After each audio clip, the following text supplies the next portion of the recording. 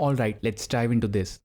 You know how most of us are always buzzing around in the city life? Living large, eating at the fanciest spots and hanging out with our friends, treating every weekend like it's a big bash. We've got food delivery at our fingertips, every possible amenity just a click away, and our TVs are always bursting with endless shows and movies. Life seems pretty sweet, almost too good to be true, doesn't it? We've got everything we need and all it takes is a bit of cash. But here's the kicker. To enjoy all these perks and avoid falling into debt, we hustle like crazy, working from dawn to dusk. It's kind of ironic though, because deep down, a lot of us dream about a simpler life, far from the city's chaos and constant pings of our phones. Some of us imagine living carefree in the woods surrounded by nature with just the basics. It's a bit odd, I know, but it's not really our fault. Society has been nudging us towards this lifestyle forever. It's what everyone around us is doing, but secretly we all yearn for a life that's slower, more focused on ourselves and our loved ones. Don't get me wrong, we are not looking to laze around all day. Society makes us feel guilty if we are idle for too long. Plus, endless relaxation doesn't give up that sweet dopamine hit, so we end up daydreaming about doing things that truly matter to us,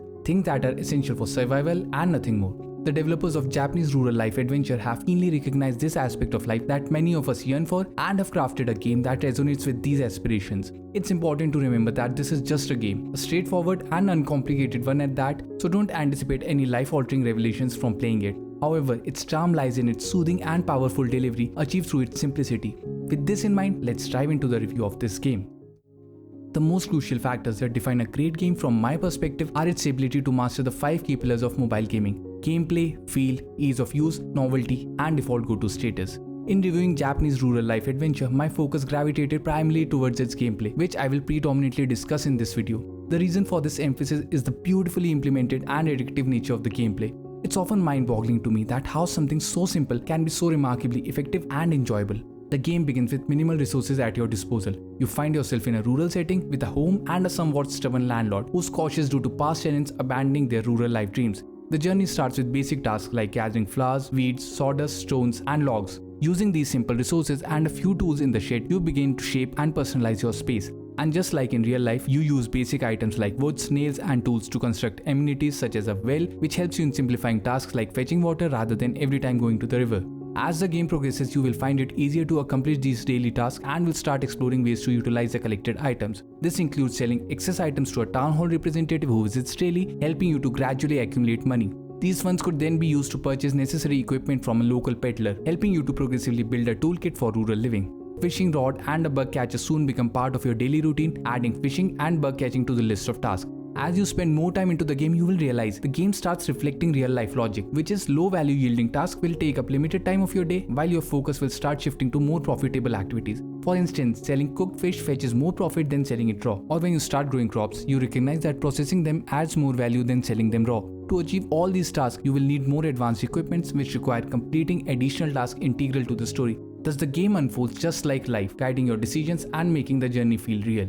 However, it's not just about the essentials all the time. The game encourages players to embrace non-material aspects of life too, like cultivating a bonsai tree or hanging a wind chime, tasks which are necessary to unlock other game areas. The developers have skillfully integrated the importance of aesthetics and tranquility into the game, making tasks like visiting a shrine, offering prayers, and other serene activities part of the main storyline and not just optional side quests. This integration underlines the importance of balance in life, not just working for survival, but also appreciating beauty and peace. As I became increasingly engrossed in the game, I began to establish daily routines akin to real life. My morning started with feeding my pets and tending to the plants and crops. The developers cleverly made the nutritional needs of pets evolve as they grew, requiring me to collect and cultivate specific food for their development, adding a layer of challenge yet keeping it enjoyable. I strategically planned my day for efficient resource gathering, even postponing some tasks to maximize daylight hours. This approach, although effective, inadvertently led to a sense of urgency and panic towards my day's end if I hadn't gathered or fetched enough, mirroring real-life pressures. This wasn't ideal, as the game's purpose was to alleviate such stress. However, this dynamic revealed an important aspect the developers might have intended. Even a life in the woods has its challenges. It's not the frantic pace of city life, but it's not leisurely either. You're engaged in meaningful work for survival and well-being, yet free time is scarce. The game insightfully demonstrates that a fulfilling rural life is packed with tasks. Then as the game progressed, I learned that its design isn't solely focused on resource collection or building a larger farm. It gradually guides you towards understanding the importance of community. Once well established, the game encouraging giving back to the village and helping fellow villagers. Building bonds with the villager leads to enjoying festivals and feeling a sense of contribution to the community. It's a journey, a long yet beautifully crafted one, reflecting the complexities and rewards of rural life. Next, I felt the game provided me with beautiful insights into the Japanese way of life, something I thoroughly enjoyed. For example, elements like shishi-odoshi, traditionally used in Japanese gardens for a much rather practical purpose, but now often seen as a decorative, were introduced in the game. I would have never encountered such elements otherwise. The game also educated me about the purpose of furin and shoji in Japanese culture, along with elements like hokoro and dagashi, bringing these aspects to the awareness of the common players. To fully appreciate these cultural elements, one needs a deeper understanding of Japanese culture, history and geography to grasp how these elements evolved and became integral to their way of life. These aspects, which I might not have explored on my own, sparked my curiosity. Once introduced in the game, I found myself researching them and wondering how they could be beautifully integrated into my own life, similar to their use in Japanese culture. The subtle way these architectural and cultural elements are woven into the game is masterfully executed. These are just a few examples. The game is replete with elements representing various festivals and phenomena observed in Japan. I found myself investing many hours in the game, each time returning with a purpose to discover something new about Japanese culture. It deepened my appreciation and curiosity about the Japanese way of life. My first playthrough lasted an uninterrupted 5 hours, surprisingly leaving me feeling calm and refreshed rather than fatigued from the simplicity and natural flow of the game. This brings us to the second pillar of gameplay analysis, the feel, which encompasses the visuals, audio and haptics. The game adheres to a theme of minimalism in everything, from its 160 MB size to the sensory experience, although this doesn't extend to the story, which is quite lengthy and contrasts with the otherwise minimalistic theme. The graphics are simple, charming and pixelated, creating a visually appealing aesthetic that doesn't require extensive discussion. Similarly, the audio is noteworthy. Throughout the game, a beautifully composed mindful soundtrack plays in the background, providing a soothing, calming ambience that evokes a sense of mindfulness. Other sounds like walking through bushes or stepping on branches produce delightful little effects that enhances the overall experience. The game is replete with such charming sound effects, each thoughtfully placed. Haptics in the game are certainly implemented to the point where they might initially go unnoticed, yet their presence is felt in actions like collecting fruits, flowers and wood, enhancing the tactile experience of these activities. This minimalistic approach extends across all sensory aspects of the game, adding to its charm and simplicity and bringing a smile to my face every time I play. When evaluating the game from ease of use perspective, I need to underline the fact that it's remarkably user-friendly. The game is lightweight and launches quickly, providing an effortless entry point. The interface is designed with minimalism in mind, ensuring that not a single second is wasted when diving into the game or getting started. This streamlined approach significantly reduces any potential friction for non-gamers, making the navigation through its straightforward interface more accessible.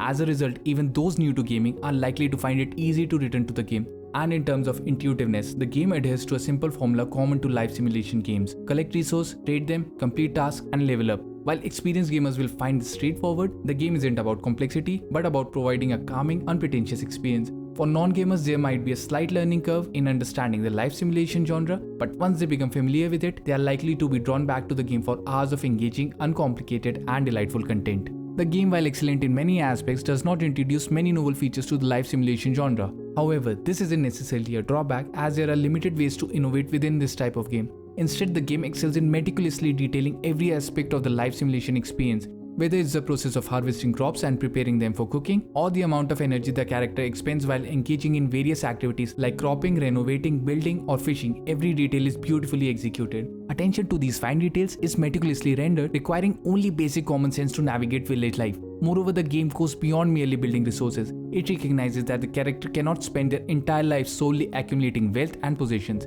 There is an emphasis on giving back to the community, a theme that is elegantly woven into the gameplay. The character helps the villagers not only with their daily tasks, but also in making the entire area more beautiful and lively, reviving an aspect of village life that many residents may have overlooked. By the end of the game, the character contributes more to the community than what he initially learned in the woods. This idea of community service and gratitude is an important aspect of mindful living and is seamlessly integrated into this journey. Also, the integration of daily tasks such as gathering and fishing into the main narrative makes them integral, not menial. Knowing that these activities contribute to the broader context of the day's goals instills a sense of purpose.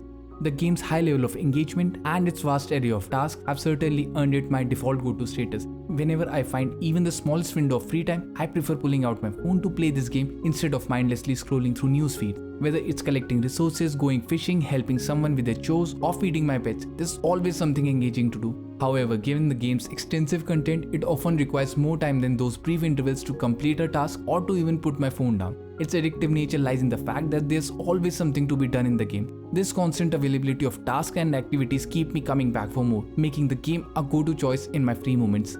So to sum it up, every element of the game is crafted to instill a sense of calmness and serenity in the player. From the visuals and sound to the gameplay and the overarching sentiments of happiness and community contribution, the game not only fosters mindfulness but also gently introduces players to various aspects of Japanese culture. Despite the numerous hours I've invested and the task yet to be completed, my enthusiasm for the game remains undiminished. Its ability to continually offer new experiences and lessons keep me deeply invested. This game has captivated me entirely and I highly recommend it to others. For anyone looking for a game that offers more than just entertainment but also a peaceful escape and cultural immersion, Japanese Rural Life is an excellent choice.